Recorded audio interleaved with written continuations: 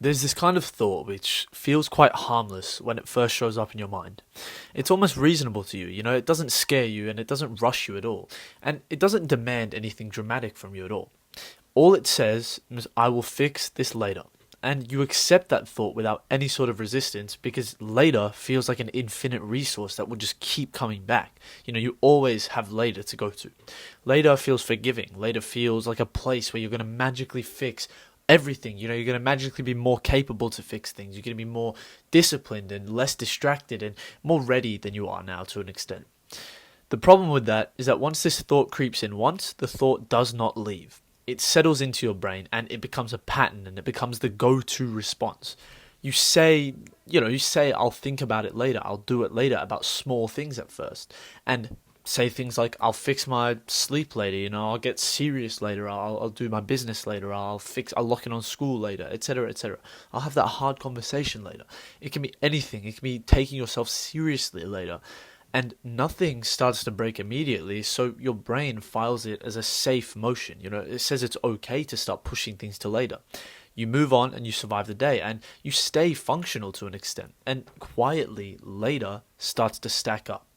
At some point, later then stops becoming a time reference and instead starts becoming an identity of yourself.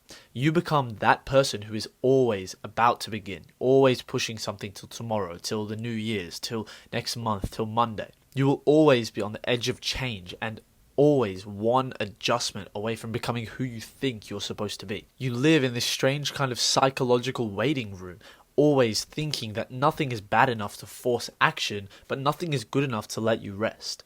And there is this old idea in philosophy which kind of resonates similarly with this, and it's that not choosing is still a choice that you make. The thought that lives off this idea, which is written by Jean-Paul Sartre, is written about the thought of existentialism. It's within his work on existentialism. It's that kind of idea of bad faith. It's acting as if you're not responsible yet for anything and pretending you're waiting for clarity when all you're really doing is avoiding commitment and delaying your actual dedication to life. I'll fix this later as a statement, as an identity, as a thought pattern is just bad faith in its most polite form. It's bad faith with some sort of good marketing to make you think that it's not actually bad. Saying that I'll fix this later allows you to deny responsibility without ever saying that you're actually refusing the responsibility. And what makes it dangerous isn't the laziness itself, but instead it's the comfort. What later does is it removes the urgency without removing any of the awareness. You know that something is off and you feel it, but you've postponed the cost of facing it so that discomfort starts to dull and you don't actually sense it. And it's not because the problem is gone. The discomfort is not gone because the problem itself is gone, but instead it's just because you've learned how to coexist with the problem instead of facing it. And time, it doesn't ever confront you all at once. What time does is erode you gently. Everyone's heard the quote where time will tell the truth because time is the ultimate factor. You don't wake up one day just having wasted your whole life. Instead, you wake up having wasted the last year, having wasted a majority of the days in the last month. You wake up realizing that you have wasted the last 2 years, and then it becomes the last 5, and then it becomes the last decade. However, somehow you'll always find a way to justify it. You were busy, you were young, you were dealing with so many things, and all of them may have been true, but they were all incomplete truths, because the real reason is simpler. You kept choosing later because doing it now asked something from you that you never wanted to actually give up.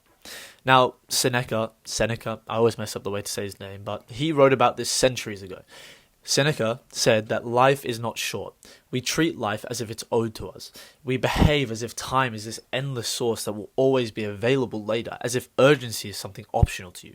I'll fix this later only works because life doesn't interrupt you. It doesn't mess with you when you say that. What it does is allow time to dictate that. It lets you drift off. It lets you hesitate. It accommodates it, as a matter of fact. These days, they keep coming. The years keep stacking. And responsibilities stay manageable. And nothing collapses at first. And that is exactly why saying, I'll do this later, is an effective strategy for some people. Later preserves that kind of hope without demanding any sort of proof for that hope. And as long as the change stays in the future, it stays perfect. It stays untested. It stays untouched by failure.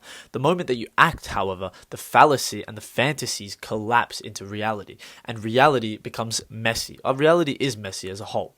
So you protect that fantasy in your brain and you protect that hypothetical in your mind by postponing the action.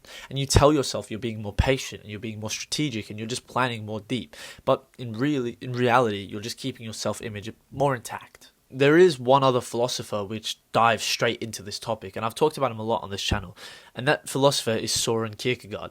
Now, Kierkegaard argued that despair doesn't have to be a loud or dramatic thing.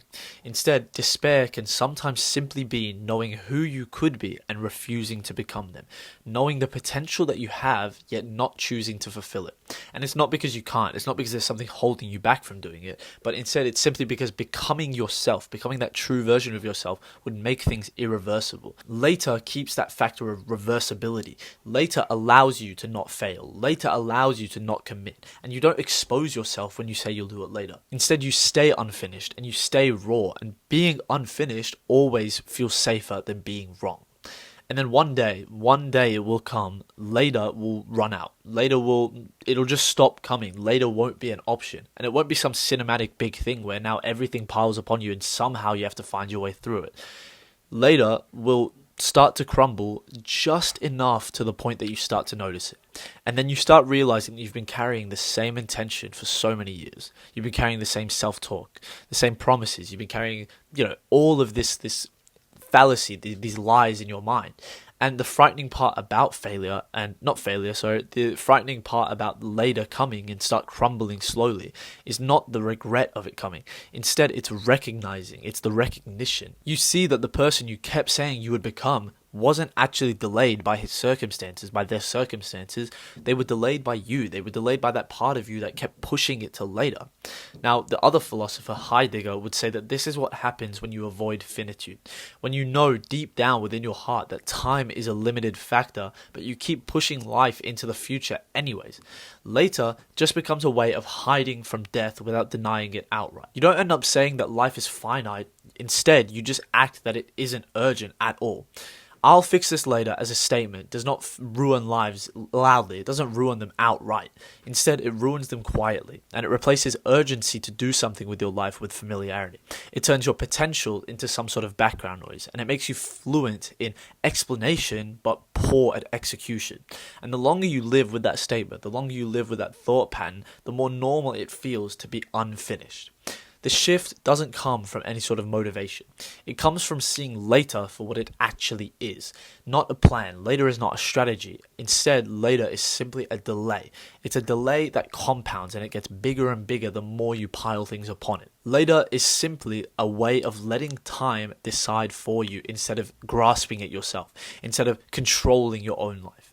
Because if you do not choose when to act and when to genuinely fix your life, when to start doing things and instead of pushing them till later, time will choose who you become. You will lose the liberty of having the option. You do not need to fix everything now. That is not the point. That's not what I'm trying to say here.